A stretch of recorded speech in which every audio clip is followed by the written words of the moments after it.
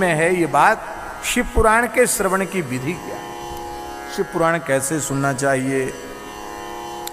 बोलो भक्त वत्सल भगवान की जय। कहते पहले किसी ज्योतिष के विद्वान को बुला करके सुंदर मुहूर्त शोधन करा लेना चाहिए, फिर दूर दूर तक लोगों को निमंत्रण भेजना चाहिए कि हमारे यहाँ शिव पुराण की कथा होने वाली है। जो अपना परम कल्याण चाहते हैं वे जरूर श्रवण करने के लिए आएं। किस किस को सुनाने के लिए बुलाना चाहिए, महाराज जी लिखा है यहाँ, दूरे हरिकथा केचित दूरे शंकर कीर्तना स्त्रिया शूद्रादयो ये च बोधस्ते साम भवेद्यतः। स्त्री शूद्र वंचितों को भी कथा में बुला करके सुनानी चाहिए। ये बात शिव पुराण में लिखी हुई है, सबको बुला करके कथा सुनानी चाहिए। और महापुरुषों को कहना चाहिए, शंकर जी के उपासकों के लिए, कि आप पूरे समय नहीं आ सकते हैं तो आयान त्वरम भवन्तश्च कृपया प्रेम तत्परा, आप जल्दी यहाँ आइए। यदि आपको पूरा समय नहीं है तो एक दिन का भी समय आप निकाल कर कथा सुनने अवश्य आइए। और अब तो बड़ी सुंदर सुविधा है इस प्रसारण के माध्यम से, और पूरे विश्व में शिव पुराण की कथा लोग सुनेंगे और बड़ा लोगों को उत्सुकता है।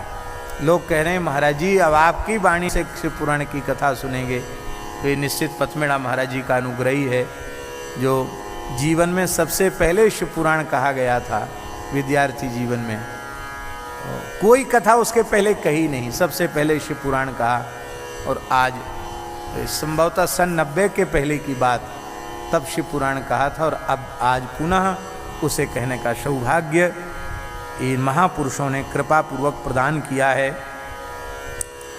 और क्या करना चाहिए, बोले वक्ता के लिए सुंदर आसन का निर्माण करना चाहिए और श्रोताओं के लिए भी बैठने की उचित व्यवस्था करनी चाहिए।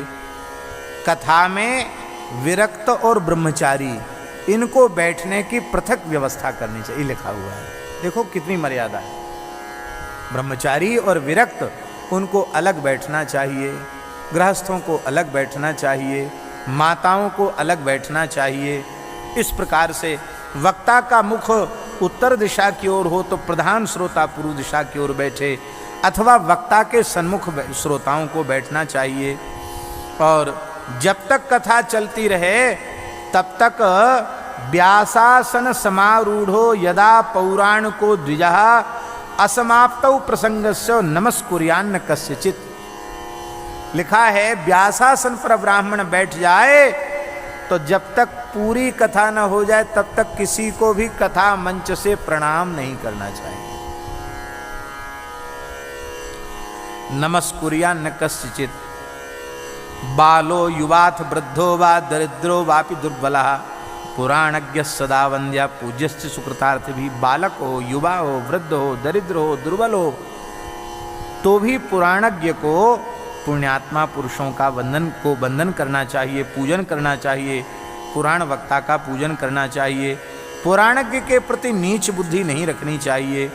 कैसा समझना चाहिए, बोले यस्य वक्त्रोद्गता वाणी कामधेनु शरीरिणाम।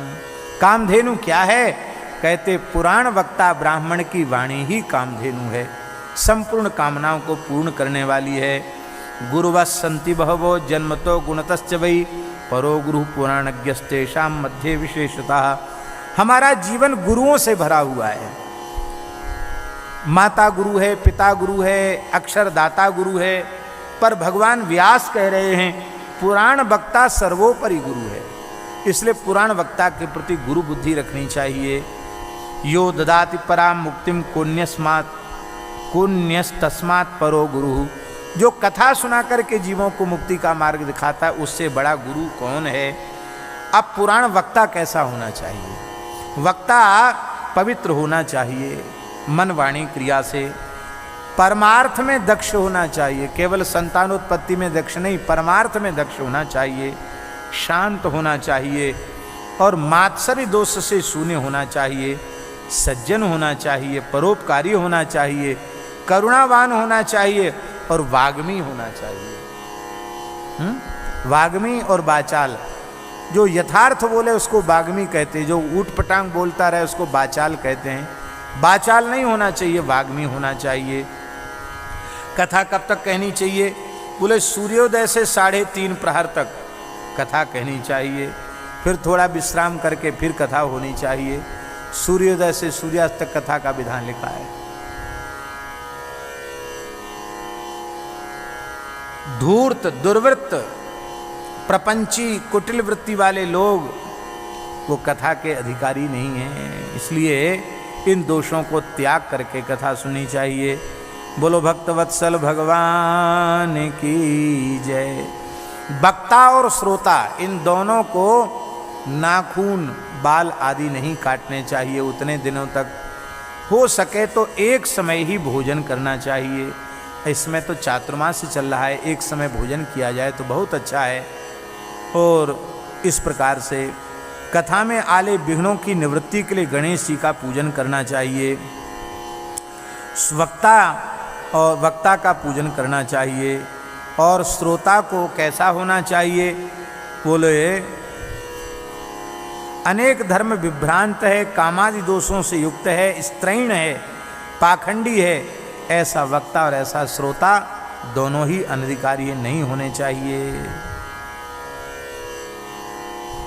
इस प्रकार से कथा को सुन करके वक्ता और श्रोता दोनों की इच्छाएं पूर्ण हो जाती है। अब सुन लो, ये श्लोक नोट करने योग्य श्लोक है। आजकल बड़ा भारी झगड़ा महाराज जी इस बात का है, ऊंचे नीचे का। कथा में भी लोग उच्चासन पर बैठना चाहते हैं।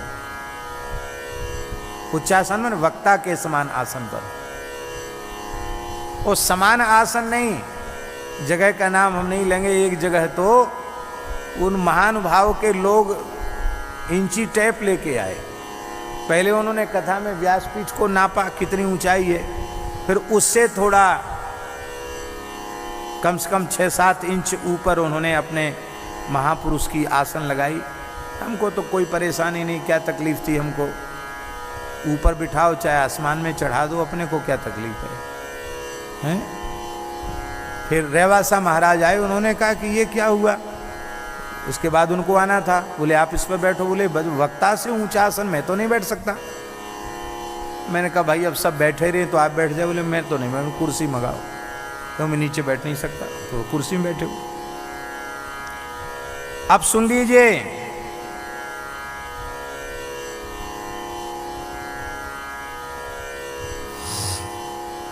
जो बिना पुराण को प्रणाम किए हुए, बिल्वपत्र तुलसी दल आदि अर्पित किए बिना, पुष्प आदि अर्पित किए बिना कथा सुनते हैं, वे दरिद्र हो जाते हैं। इसलिए कुछ न कुछ अर्पित करके, अब कुछ नहीं तो प्रणाम ही निवेदित करो, मन रूपी सुमन को अर्पित करो, पर प्रणाम करना चाहिए।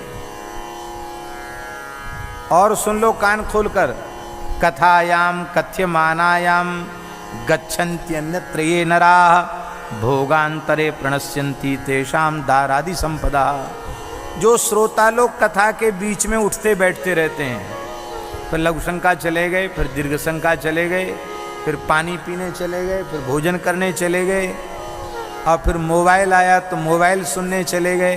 वो लोग कान खोलकर सुन लें, ऐसे लोगों के जन्मांतर में समय आने पर स्त्री पुत्र आदि नष्ट हो जाते हैं, संपत्तियां नष्ट हो जाती हैं। इसलिए भैया कथा के बीच में बैठ गए तो बैठ गए, फिर उठना नहीं चाहिए। इसलिए जैसे वक्ता संयम पूर्वक बैठता है कि बीच में उसको शरीर के वेग की निवृत्ति के लिए न जाना पड़े, ऐसी श्रोताओं को भी बैठना चाहिए। महाराज जी सिर पे पगड़ी बांध के भी कथा नहीं सुननी चाहिए, इसे पुराण में लिखा है। हाँ, सोष्णी समस्तका ये च शृण्वन्ति माम कथाम नराः तत्पुत्राश्च प्रजायन्ते पापिनः कुलदूषकाः। जो मुकुट उकुट बांध के, पगड़ी एगड़ी बांध के कथा सुनने बैठते हैं, उनकी संतान पाप युक्त हो जाती है और वो पूरे कुल को ही कलंक लगा देने वाले पुत्र उसके घर में पैदा होने लग जाते हैं। पान चबाते हुए कथा नहीं कहनी और पान चबाते हुए कथा नहीं सुननी।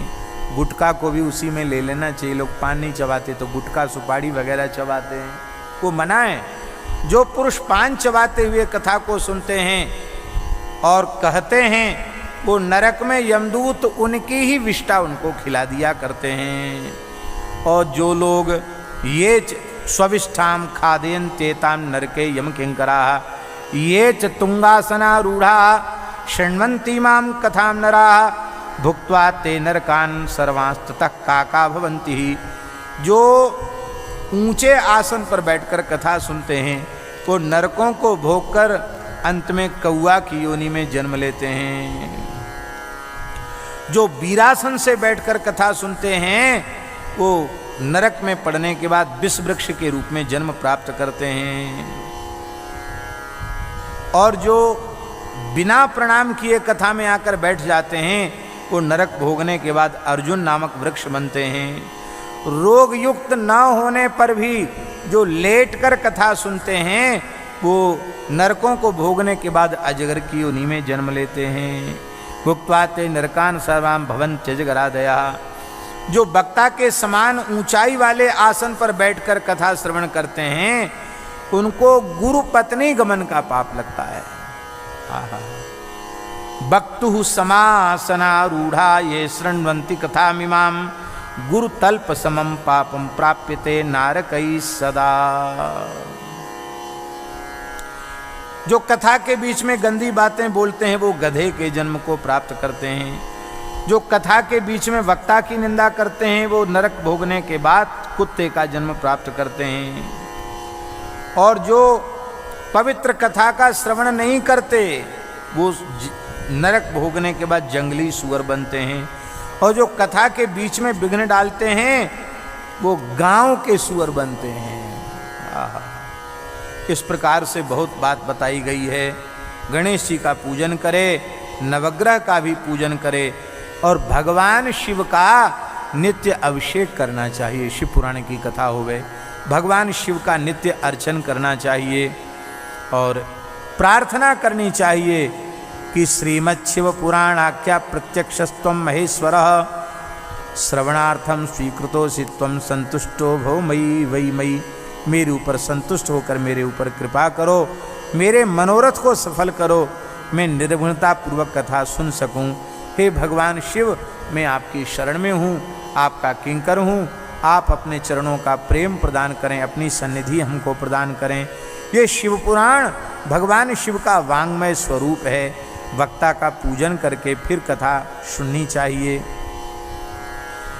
और प्रार्थना करनी चाहिए। व्यास रूप प्रबोधाग्र्य शिव शास्त्र विशारद एतत् कृथा प्रकाशेन मदज्ञानम विनाशय। 5 ब्राह्मणों का वर्ण करना चाहिए जो शिव पंचाक्षर महामंत्र का निरंतर जप करते रहें। ये कथा के समय निरंतर 5 ब्राह्मण बैठ करके जप करते रहना चाहिए। इस प्रकार से ये विधि है और ऐसे ही श्रोताओं के भी पालन के योग्य नियम बताए गए हैं। कथा श्रवण करने वाले को गरिष्ठ अन्न नहीं खाना चाहिए। दाल, जला हुआ, सेम, मसूर, बासा अन्न नहीं खाना चाहिए। और महाराज जी बैगन नहीं खाना चाहिए कथा सुनने वाले को। तरबूज नहीं खाना चाहिए। चिंचिड़ा, मूली, कुमड़ा, प्याज, नारियल की जड़ और कंद, इनका भी त्याग कर देना चाहिए। कंद मूल का भी त्याग कर देना चाहिए। कथा जो जिसने ले रखी है व्रत को, सुन लो भैया ध्यान से। शंकर जी के भक्तों ज़्यादा ध्यान से सुनो, हम सब उन्हीं के भगत हैं। पर लिखा है पलांडुम लशुनम च चिंचिंडम मूलकम तथा कूष्मांडम नारिकेलं च मूलम जग्ध्वा कथावृति वार्ताकम कलिंदं च चिचिंडम मूलकम तथा कूष्मांडम नारिकेलं च मूलम जग्ध्वा कथावृति पलांडुम लशुनम हिंगु गृंजनम मादकम हितत् वस्तुन्यामस संज्ञाने वर्जेद्य कथावृति। कथा में दीक्षित व्यक्ति को चाहिए वह प्याज न खावे, लहसुन न खावे, हींग नहीं खावे, गाजर नहीं खावे, मादक वस्तुओं का सेवन न करे। क्योंकि ये वस्तुएं आमिष तो नहीं है, पर आमिष के जैसी है, इसलिए इनका त्याग कर देना चाहिए, तभी वो विकारों से मुक्त होकर कथा सुन पाएगा। ओ महाराज, ये तो हमारे नांदेड़ वाले स्वामी जी ने तो अब बिल्कुल अपने आश्रम में बंद करवा दिया है। नहीं, महाराष्ट्र में परंपरा है, वहाँ तो वारकरी लोग खूब धुआंधार प्याज और लहसुन खाते हैं, दोहाई और देते हैं कि अमुक भक्त ने अपने उसमें अभंग में कह दिया है तो इसलिए हम खाते हैं। अरे उनके कहने का प्रयोजन क्या है, ये तो विचार करो। शास्त्र से जिस बात का विरोध हो रहा हो, वो बात कोई भी क्यों ना कहता हो, उसको त्याग ही देना चाहिए। हमारा अनुभव ही शास्त्र विरुद्ध हो तो वो भी स्वीकार करने के योग्य नहीं है, ये बात समझनी चाहिए। और रजस्वला स्त्री का को न देखे, पतित मनुष्यों की कथा में बात न सुनावे, ब्राह्मणों से देश रखने वाले, गोवंश से देश रखने वाले के साथ वार्तालाप न करे। इस प्रकार से सत्य शौच आदि से युक्त होकर के कथा सुनना चाहिए। बहुत उत्तम पक्ष है कि शिव चतुर्दशी के उद्यापन के समान इसका उद्यापन करना चाहिए, यज्ञ करना चाहिए, ब्राह्मणों का पूजन करना चाहिए और खूब उदारता पूर्वक सबको प्रसाद पवाना चाहिए।